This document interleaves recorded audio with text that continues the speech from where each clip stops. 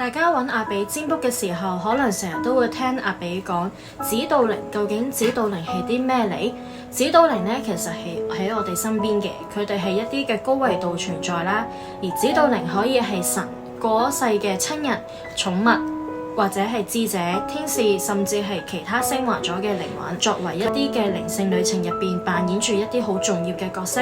我哋係唔能夠睇到佢哋嘅，但其實佢哋會喺我哋身邊守護住我哋啦，陪伴我哋度過人生每一個嘅階段。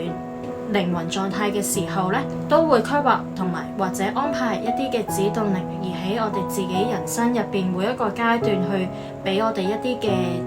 指引嘅。咁可能你會問啊，如果我想同指導靈去溝通，究竟可以用啲乜嘢嘅方法呢？一般咧可以好似阿比咁樣啦，用一啲嘅牌去方式，而去幫助大家去睇你哋嘅指導靈俾大家嘅一啲嘅指引嘅。咁當然啦，仲有其他一啲嘅方法可以幫助我哋自己啦，同我哋嘅指導靈或者甚至係高我去對話。如果有興趣嘅朋友，可以喺下邊留言俾我知道，想知道其他嘅方法，